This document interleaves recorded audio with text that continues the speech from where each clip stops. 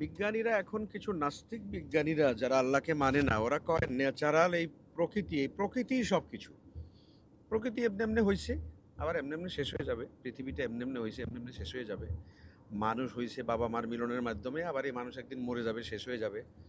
ওরা গোটা দুনিয়ার সবকিছুকে ন্যাচারাল আর মানে প্রাকৃতিক বলে সবকিছুকে ওরা আনবিলিভ করে আর কি, অস্বীকার করে। অথচ এই ন্যাচারালের ভেতরেই রয়েছে আল্লাহর সৃষ্টির মহানত্ব, তার শ্রেষ্ঠত্ব, তার কুদরত। আল্লাহ তাআলা বলছেন, ইন্না ফি খালকিস সামাওয়াতি ওয়াল আরদ ওয়াখতিলাফিল লাইলি ওয়ান নাহারি লাআয়াতিন লিউলিল আলবাব الذين يذكرون الله قياما وقعودا وعلى جنوبهم ويتفكرون في خلق السماوات والأرض ربنا ما خلقت هذا باطلا সুবহানাকা ফাকিনা আযাবান নার।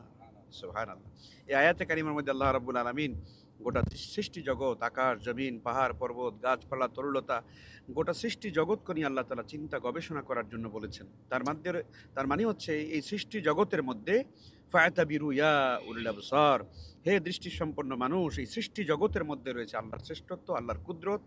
রব্বুল আলামিন যে গোটা বিশ্বজগৎ তিনি সৃষ্টি করেছেন, তিনি পরিচালনা করেন, তিনি একজন মহান কারিগর। এটি আল্লাহর সৃষ্টি জগতের এই কুদরত দেখলেই বোঝা যায়। সুবহানাল্লাহ। কাজেই আল্লাহর সৃষ্টি নিয়ে আমরা বেশি বেশি চিন্তা করব, আল্লাহর জগৎ নিয়ে আমরা ভাববো, এবং আল্লাহ রাব্বুল আলামিনের প্রতি আমরা হয়ে শ্রদ্ধাবনত হয়ে আমরা আল্লাহর সামনে আমাদের মাথা, আমাদের শির অবনত করব। আল্লাহ তৌফিক দিন, আমিন। আসসালামু আলাইকুম ওয়া রাহমাতুল্লাহি ওয়া বারাকাতুহু। আলহামদুলিল্লাহ।